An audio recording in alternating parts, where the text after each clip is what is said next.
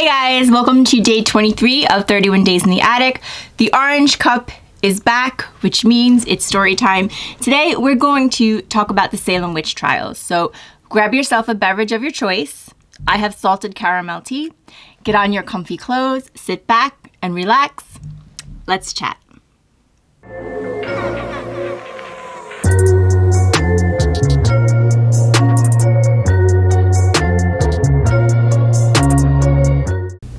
Hey guys, welcome back to my channel. Welcome to my channel. If you're new here, I'm Kimmie. This is my attic and we are on day 23 of 31 Days in the Attic. And I had to lose the sweatshirt.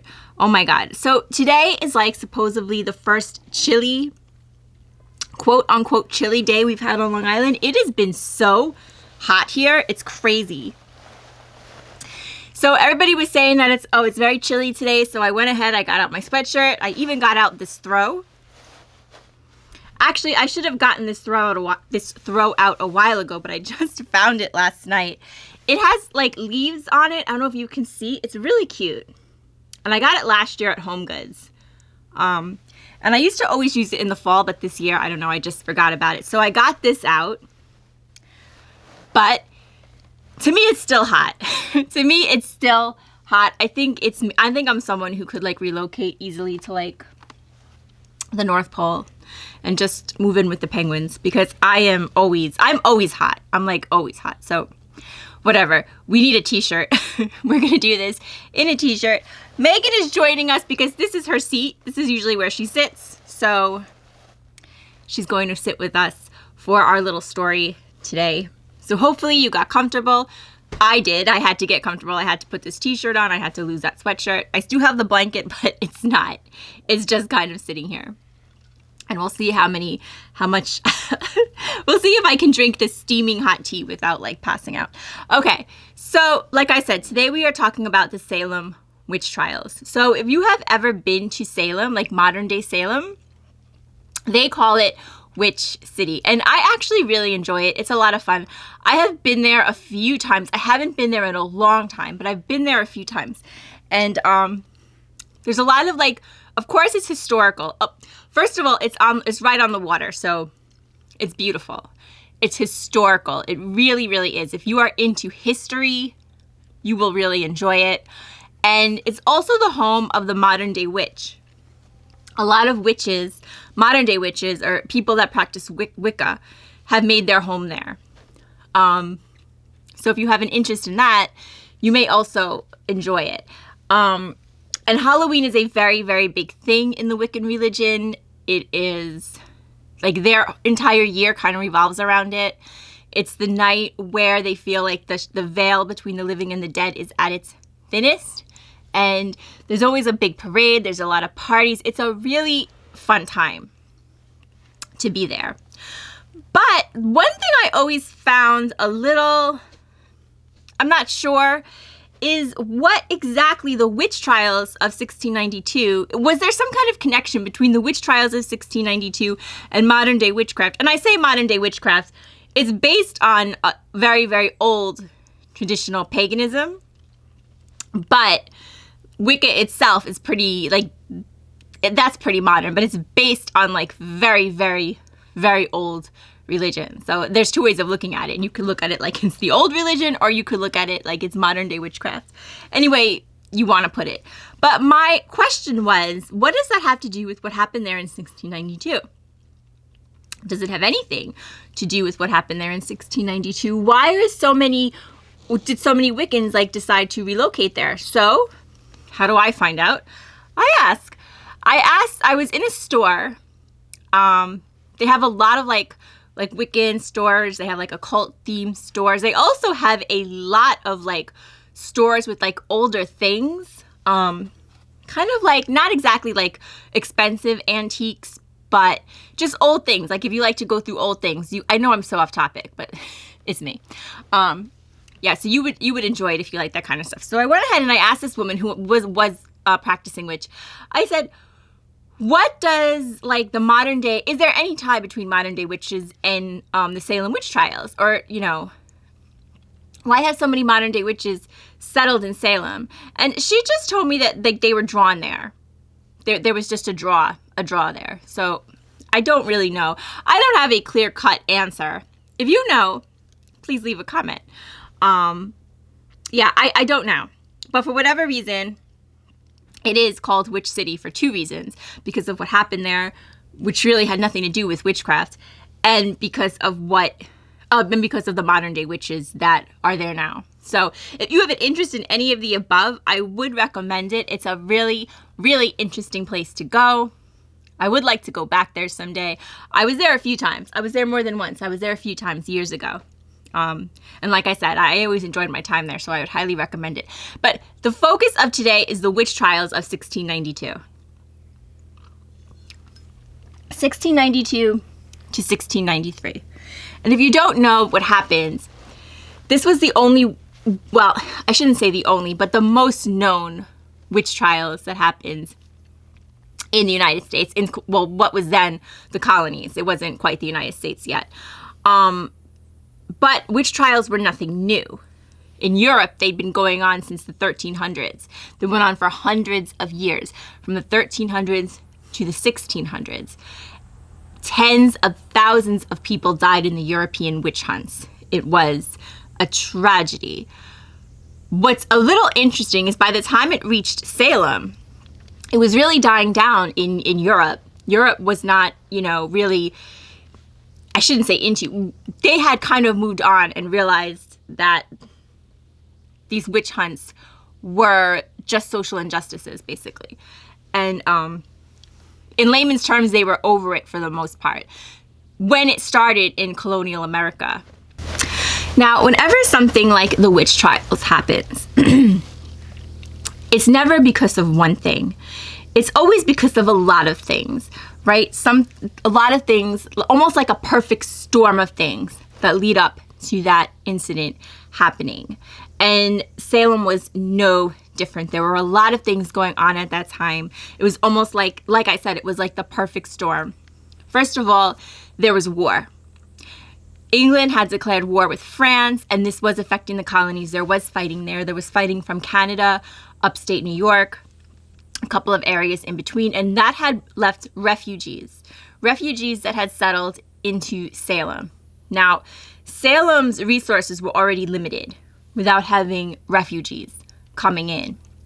A lot of these refugees were young women, and these young women found work as servants in Puritan households. So right away, you have some kind of, animosity.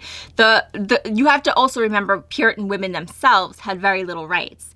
They weren't really, looked at with any importance. That's also going to come up later. Keep that in mind. Besides the war that was raging, there was sickness. There were the threat of Indian attacks. There was also the fact just how the Puritan people lived and what they believed. You have to remember, these were a people that believed literally in the devil. And what I mean is that they had a belief that they had an agreement with God. And they had a belief in the Bible, literally. And they had a belief that the devil could walk among them. The devil could make a deal with you. The devil would prey on the weak. And of course, the weak, for the most part, were women. So they believed that wholeheartedly. There was no separation of church and state. Laws revolved around religion. Life revolved around religion. It was mandatory to go to Sunday service. If you didn't go to Sunday service, there was talk. You were looked down upon. And that's also very important to remember. The other very important thing to remember is the animosity among neighbors. There was a lot of unrest. There were a lot of families quarreling. There was a lot of land disputes.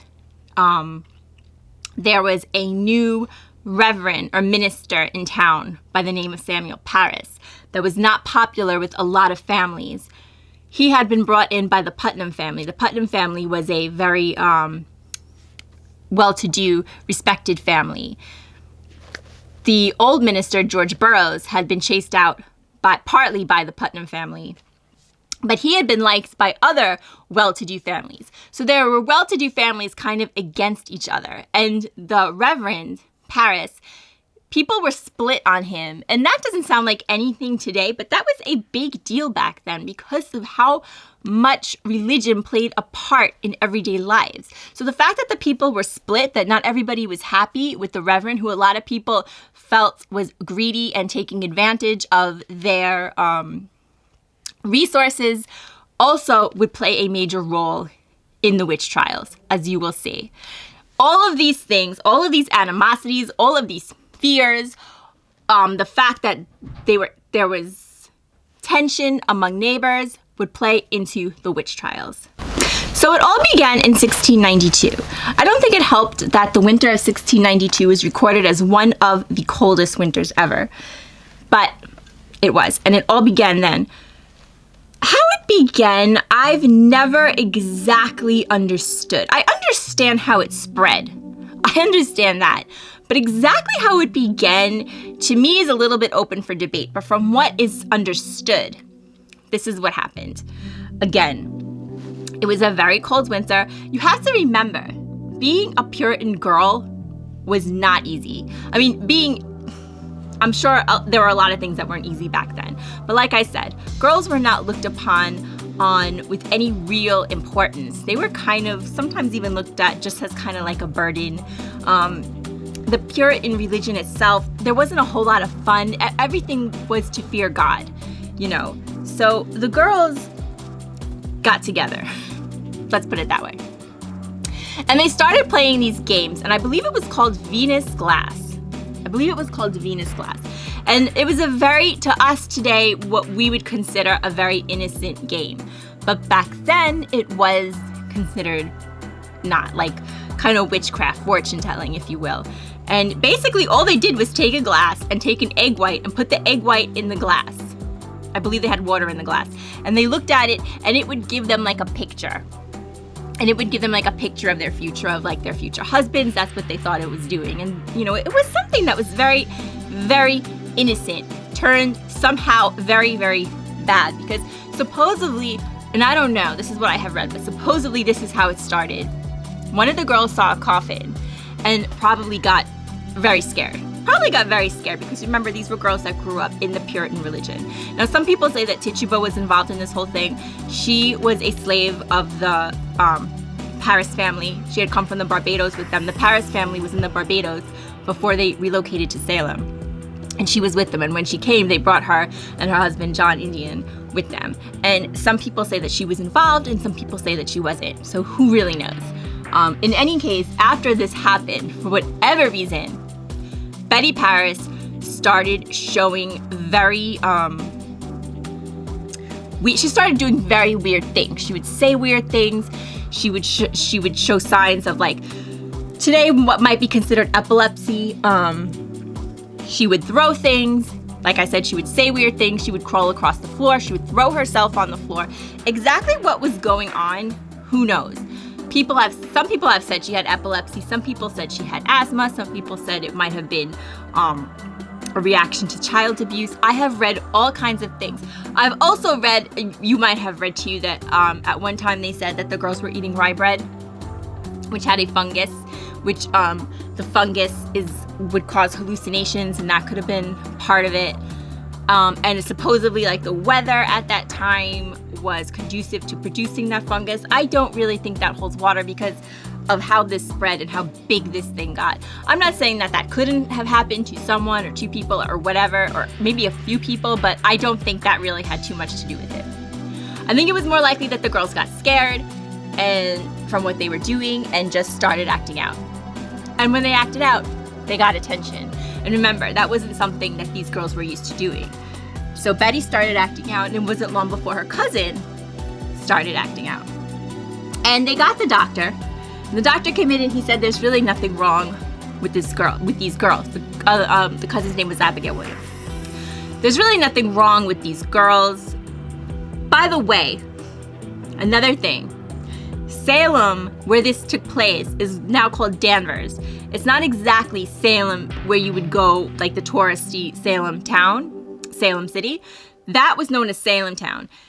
Where this took place is now known as Danvers, and they were like a distance apart. Danvers was not as wealthy as Salem. So there was class divide too. So that also comes into play here. So the doctor came in and he said, there's nothing wrong with these girls. They must be bewitched. So this was the time. Today, of course, you can't even compare with today. Nobody would come in and say, well, you must be bewitched. I mean, you know, this was the times. So at that point, now they took that very, very seriously. That was a big deal. It wasn't like, well, all right, whatever. This was a big deal. This meant that the devil was loose. Somebody was bewitching these girls. This was a very serious thing. So they brought in the magistrates, and the magistrates asked the girls, what is happening? Who did this to you? And after some interrogation, the girls probably didn't know what to say. It had probably already gone a little bit too far than what they had even thought. But they had to say something. So who did they name? They named 3 women. They named 3 easy scapegoat women. They named Tituba, they named a woman named Sarah Good, and they named a woman named Sarah Osborne. And all 3 were the lowest of society. You had Tituba, who was the slave of Samuel Parris. Then you had Sarah Osborne. Now, Sarah Osborne was a poor, elderly woman. She was a widow, but she was quarrelsome. And people just didn't like her. And she didn't attend church. So there was a lot of talk about her. She was someone that nobody cared about. She was an easy target. Sarah Good, also, very easy target. She was homeless. She had a daughter. She kind of just lived whoever took her in. 3 very, very easy targets. So they started to question. They arrested these women for witchcraft. They were probably shocked. Can you imagine? Somebody just comes and arrests you for witchcraft. They started asking them questions, and both Sarahs denied up and down that anything had happened. But Tituba admitted that she was a witch. Now, why did she do this? Probably because they were badgering her. And you would, if you confessed to witchcraft, then you would not be executed. That was the law. And I'm sure they were pressing her and badgering her, and she probably just wanted it to stop. So finally, she confessed to being a witch. But unfortunately, she took it a step further than that. Not only did she confess to being a witch, she said that she had made a cake made out of urine, the girl's urine, to stop the affliction, and she had fed it to a dog. There was a belief that you could pass the affliction onto a dog. So when Parris found out about that, he flipped out. He absolutely went crazy. And it even got worse than that. She said that not only was she indeed a witch, but yes, both Sarahs were witches. They had all signed the Devil's Book, and there was a 4th woman involved who she didn't know. So of course, that set things off. So now the scene is set. Now they have a woman admitting that she's a witch and saying that these 2 women are also witches. And both Sarahs were women, like I said. They were outcasts of society. And the Puritan village where this happened probably wasn't going to miss them. They were thrown in jail and basically forgotten about until a couple of weeks passed. After that, more girls became afflicted. All of a sudden, you had other girls. You had Ann Putnam, who was the daughter of the prominent Putnam family, becoming afflicted. You had Mary Walcott, who was one of the servants of John Proctor, becoming afflicted. That's important because these girls, like I said, they had gone through a lot. They were girls whose families had been killed in either the war or Indian raids, and now they were servants of these families. Now you had them becoming afflicted. You had people accusing everyone. If you didn't like someone, you were accusing them of witchcraft, and the jails were filling up. All of a sudden, jails were overflowing with people being accused of witchcraft. But what happened was, it was no longer just the outcasts being accused of witchcraft.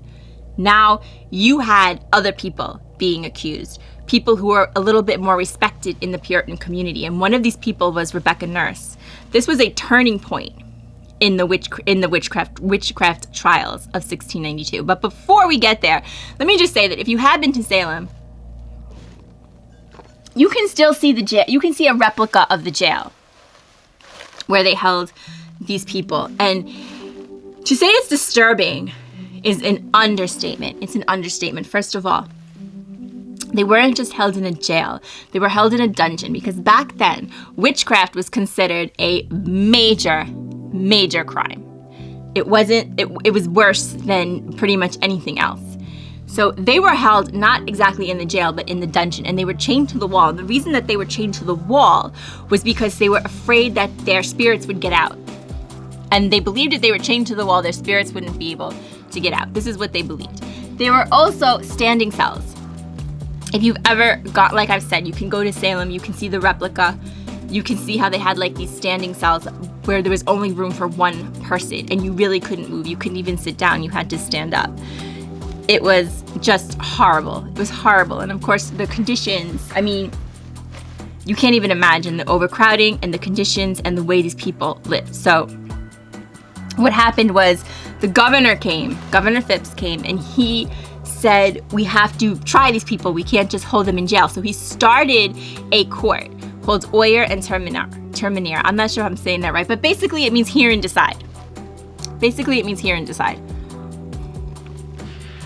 Now the judges that sat on this court, of course, they were all men.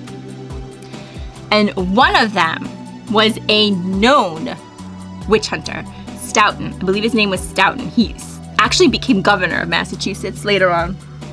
Crazy. He was a known witch hunter, and he was one of the main judges. Now, this was not a court like we have court today, where you get a lawyer and you get advice and people can testify on your behalf. If you were accused of witchcraft, excuse my language, I'm going to drop the F-bomb, earmuffs. If you were accused of witchcraft in 1692, you were fucked. Okay, you were. You absolutely were. It was over. It was pretty much over. Because this is basically what would happen to you. The Court of Oyer and Terminer allowed something called spectral evidence. Basically, non-tangible evidence. So if these girls said that your spirit, your specter came to them, or your spirit came to them and is tormenting them, you could be sitting there and they would say, well, she's tormenting me right now. Her specter is tormenting me right now. She's pinching me. The girls would throw themselves on the floor. They would, say that they were afflicting them right there in the courtroom, and there was nothing that you could do to stop it, because that was considered evidence. There were stories that people would tell about these women, that they had seen their spirit stealing apples and stuff totally off the wall that we can't even fathom today. But they took it very, very seriously. They also had something called the witch touch test. So let's say the girls were throwing a fit on the floor. They were saying that you were torturing them. So one of the judges would tell you to touch one of the girls and they would stop. That was considered guilt. That you were guilty because you touched them and they stopped. These were the things that were admissible in court. They would also examine you if you were accused of witchcraft. They would examine your body. And if they found anything that they thought was a little off, a mole, anything like that, you were done for, because that was considered a sign of witchcraft. There's no words for it. There really aren't. But this is what happens. This is how the court was run. And this is how people were convicted of witchcraft. And what was the punishment for witchcraft? It was death. It was execution. So to go back to, the first woman that was tried was a woman named Bridget Bishop. A woman named Bridget Bishop was tried. She was the first one that was tried. She was another easy target. She had been married 3 times. Why is that an easy target? Because we're talking about Puritan society. She worked, I believe, in a tavern. She wore fancy clothes. She didn't attend church. These were all things that could do you in. These are all things that could do you in back then.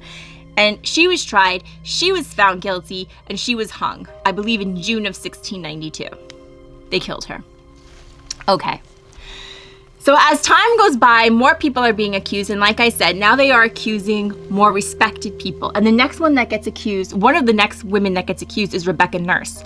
So it separates this. Why this is such a turning point is Rebecca Nurse was a pious woman. She was a very respected woman in the community. She attended church. She was not a social outcast. And now you had people speaking up. You had people speaking up for Rebecca Nurse. People were not going to just take this, because let's face it, when outcasts are being singled out, that's one thing. But when you start singling out respected people in the community, you know that you could be next. And so people kind of stood up and said, this is ridiculous. One of these people was John Proctor. He gets involved now, and he says, this is crazy, But one of the accusers, one of the afflicted girls, he had also been heard talking about the afflicted girls, how the afflicted girls were, really were the ones that deserved to be on the gallows. You could definitely beat it out of them. You could beat out their delusions out of them. He did not believe in any of this. He thought it was all nonsense. So, of course, what happens? The girls say, you are a witch. They turn against him. They accuse him of witchcraft. Like I said, one of the afflicted girls was a servant in his house. That was Mary Wolcott. She had a big part to play in him getting arrested. Now he's thrown in the jail. So that's the end of John Proctor. Okay. So Rebecca Nurse goes on trial, and she's actually found not guilty. She's found not guilty. This is an unfair court, and they still found her not guilty. So what happens? Stoughton, who's in charge and is like a witch hunter, nobody has a chance with him, tells the jury to reconsider it. And remember what she said. She had said something that could have been thought of as like an admission, but it was a lot more likely that she was a very old woman. She was very hard of hearing. She was probably confused as hell. She had been sitting in that damn jail. All of these things, who knows what she said. It was not an admission of witchcraft, but he had claimed that it was. And he told the jury to go and reconsider their verdict. So when they came back, of course, now all of a sudden they found her guilty of witchcraft. Not only was she accused by little Ann Putnam Jr., she was accused by Ann Putnam's mother, who had gotten involved in this. Now, Rebecca Nurse came from a family that was against the Putnams. There was an old quarrel between these two families. So there's really no, it doesn't take a genius to figure out what was going here. It's also fair to say that once somebody was accused of once someone was found guilty of witchcraft, their land was turned over to the state. So this was also a money-making thing. Okay? Your land, let's say you were accused of witchcraft, your land wouldn't go to your family, it went to the state. So keep that in mind too. So Rebecca is hung with like 4 or 5 other people. I believe that was the first group that was hung. Then they went after George Burroughs. George Burroughs was the reverend before Samuel Parris, and he wasn't even living in Salem. He was living in Maine. The man was living in Maine. But the girls, one of them who had worked for him in the past, decided to say that he was a witch. Now remember, there was a feud between people who were behind Samuel Parris and people who were behind Burroughs. Who was really good friends with the Putnams, with Parris, were the Putnams, who had backed him. And who do you think accused George Burroughs? Listen, there's no doubt in my mind that these girls were being told who to accuse. I believe that wholeheartedly. I believe that Parris and Putnam were behind the whole thing, that they fed the girls who they wanted to accuse. They saw what was happening. I don't doubt that the girls liked the attention. I don't doubt that at all. But I also think that they were told. I think that once this started and they saw what they could do, they saw that they could easily take down their neighbors and how easy it was, that they were told who to accuse. I believe that. I have no proof of that, obviously, but that's what I believe. And so they went to Maine, they got George Burroughs, they brought him back, they tried him in this ridiculous court, and of course he was found guilty, and he was hung alongside John Proctor and a few others in the next round of hangings, which I believe took place in August of that year.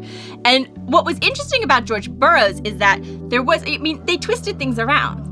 They twisted things around because they had a rule that if you could recite the Lord's Prayer, which is the Our Father, I believe, if you could recite that prayer, then you were not a witch. A witch could not get through the prayer without stumbling. But guess what? George Burroughs did. He recited the prayer on Gallows Hill. And guess what? one of the magistrates or the judges was there. I can't remember who it was. I want to say it might have been Cotton Mather, but I don't want to say because I'm not 100% sure. But somebody there said, remember, he's bewitched, so he can fool you. So that was out the door. That was out, that very, very important law, very, very important rule no longer came into play because they decided that it didn't. So he was hung. So that whole group, along with John Proctor, was hung. John Proctor's wife, Elizabeth, was also accused, but she was spared because she was pregnant.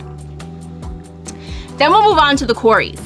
The Coreys were also landowners that they were well-to-do, I think, landowners. So they went after them because they wanted their land. So Martha Corey and Giles Corey become accused of witchcraft.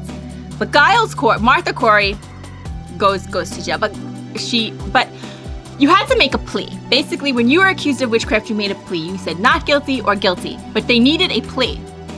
They needed you to say one or the other. And Giles Corey, he had seen enough. He knew that if he said that he was not guilty, it wasn't going to matter. He was going to get sent to jail. And if he said that he was guilty, he was going to lose his land because you couldn't be a landowner and be a witch. He wanted to leave his land to his family. He wanted his son-in-laws to get his land so that his daughters could profit from his land, from his hard work. And he knew that if he made a plea in any case, that wasn't going to happen. So he didn't make a plea. He refused to make a plea. What was the punishment for making a plea? It was something called pressing, where they put a board on you and then put rocks on it to kind of crush you. To crush you. And that was like a torture that they did in order to force you to make a plea.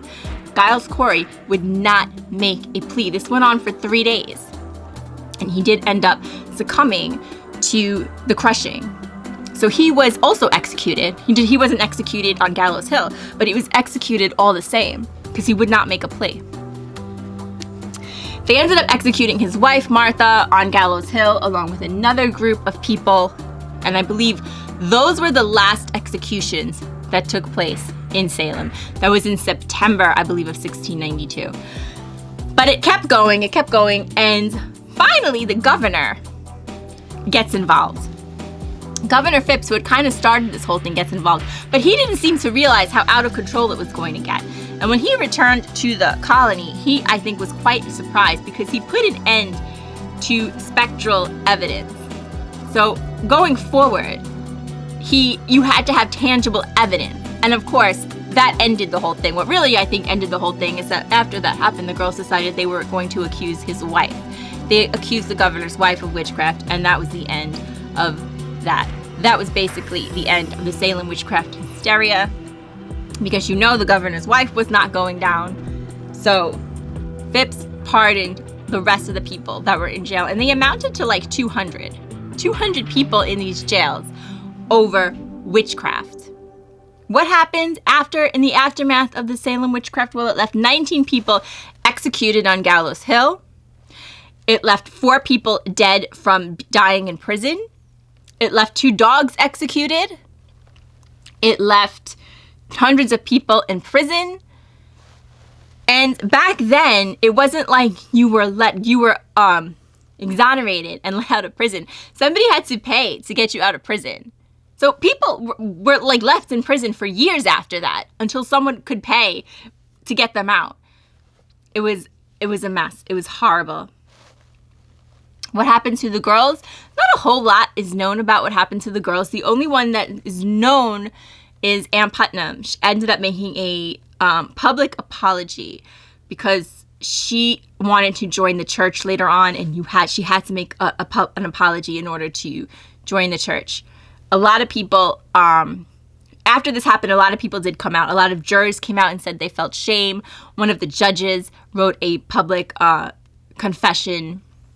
The only one who really tried to blame it on everybody else was Paris. And of course, he fled Salem. He left. And Stoughton, who was the head judge, he actually blamed Phipps for the whole thing. And he blamed Phipps for ending it. He said that they were doing the Lord's work, and the witch trials should not have been ended. He stood behind what he did. I believe he was the only one that did that. Paris tried to blame other people, but Stoughton actually went and said that what they were doing was right. And he later became acting governor. So Who knows? Like I said, not a whole lot is known about what happened to the girls with the exception of Ann Putnam, who died relatively early. She died in her 30s. According to what I read, she had some kind of chronic illness. And the rest of the girls, they don't really know. They kind of faded into obscurity. But what didn't fade into obscurity is the Salem witch hysteria. And it is important that we don't forget it. It's really a story of scapegoats, social injustice, and what happens when there's hysteria. When there is hysteria, when there's fear, when there's poverty, when there's jealousy. All of these things led to the Salem witch trials. What do you guys think about the Salem witch trials? Is it a topic that you were ever interested in? Do you know a lot about it? I would love to know more about it. If you want to share any comments that you have below. Have you ever been to Salem? What are your thoughts? I want to thank you so much for joining me today for 31 Days in the Attic, day 23. If you like this video or if you learned something, I hope you'll give it a like, give it a thumbs up, subscribe to my channel. We talk about it all up here in the attic. If there's ever anything you want me to talk about, you can also leave that in the comments. You can visit me on Instagram. I have all my socials below.